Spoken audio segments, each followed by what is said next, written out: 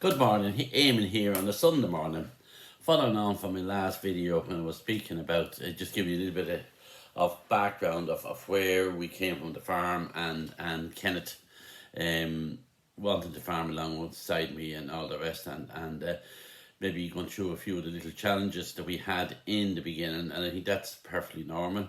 I think it's very important that we mark out the ground, and where Kenneth was basically saying, look, I want to farm, I know there have been difficult years, it's difficult milk prices.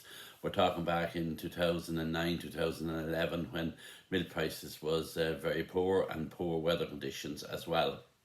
So look, we probably really knuckled into farming then, got settled in, which I was always very, very, passionate about myself. And I wanted probably to see whether Kenneth had that same passion as I had, and he certainly has it, and probably has proven it 10 times over since.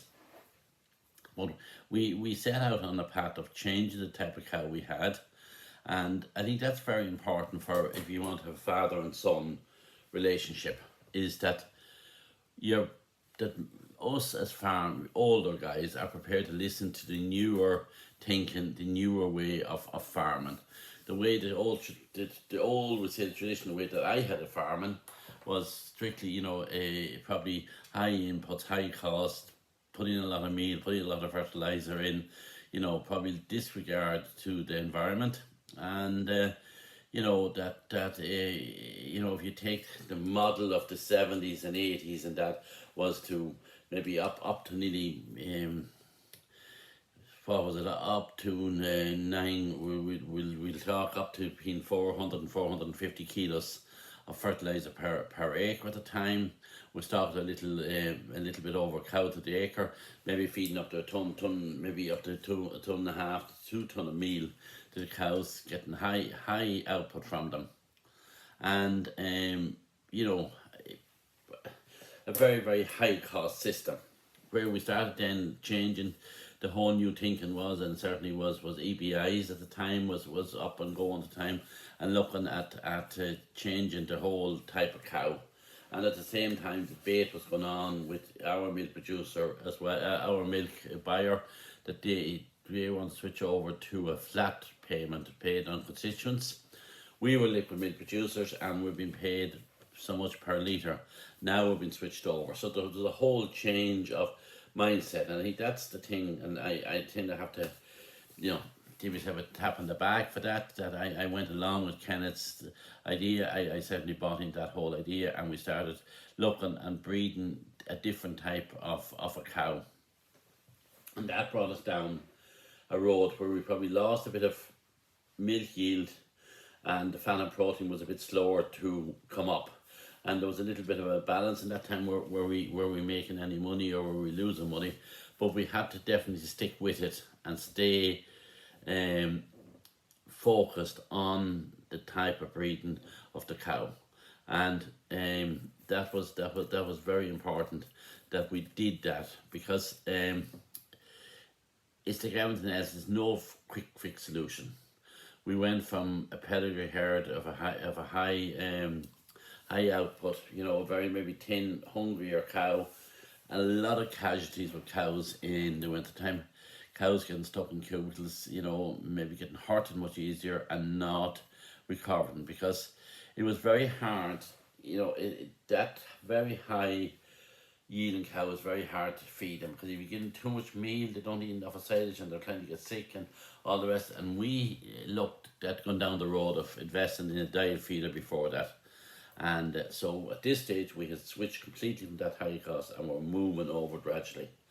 And that gradual thing, I suppose, took maybe from those years up to the last year or two, where today we have an exceptionally high EBIs, not the highest in the country, but we're in the top 10%. I think we're one of the highest in the liquid milk pool, and the last year we're producing liquid milk, we were the top 99%, in the top 1% of the highest, best paid for liquid milk. I think there's 3 or 4 farmers that got a little bit more per litre than we did, but it's we were up in the top class of milk price, and that's was very important. So that gave us, now with very high EBIs for milk, for fat and protein, for cows lasting longer, and particularly with fertility. So we made a decision last year. There was a buyout scheme within Tier Lawn that if we wanted to leave liquid milk, you're being paid. So we signed up for that, and last October, when the cows started calving last September, October, November, December, we should have started breeding then in December. We didn't breed any cows in December, January, February, and we started on the 1st of April breeding the cows for a spring system. So they're all in a spring system now, and they'll be all starting calving just after Christmas this year, which is a complete change of what we were doing before this. Now we have probably lowish in milk now, and we're going to have a little bit of a maybe cash flow issues, but look, we don't mind that. We got as well the compensation from Glanbia, which is 9 or 10, which was I think 14 or 15,000, and that will help us to bridge that gap when we're waiting for the cows to calve. But look, we are grand. We have enough cash around to manage that. It's a price you have to pay. But then when we go into January, we'll have cows calving, and we'll be busy in January, so we'll hopefully that goes well. But it's coming back to the father to son relationship, that the father needs to change. You don't have to, there's no point in signing the farm over to your son if he continues to be boss and do it exactly the way he was doing it for the last 30-40 years. Because young people will make mistakes and that, and I know we had different bits and pieces that Kenneth wanted to do, and we had our discussions and all that on it, but by and large we would have gone very, very well together. And I think that's the way you get on well together, is have the discussion and debate it out and go ahead and do it or not do it. And at this stage, Kenneth is well capable of making very good decisions, and has proven that all his life. And look, it's important that you give the young people the opportunity to develop the farm, because like when I was young, I got that opportunity. My father, I know my father, we'd have arguments and debates with him over it as well. He was, wasn't probably as open as I was, but he certainly, in the end, would have let me do, a lot of the stuff that I wanted to do.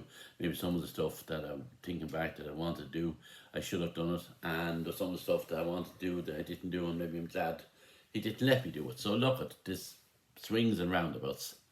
So basically that is where we are with the farm at the minute. I will keep you up to date exactly on where we are with the calving, the cows and all the rest. But we've switched from all year round milk production to a spring production, and that means in the month of December we won't be milking cows. So looking forward to catching up to you in the next video.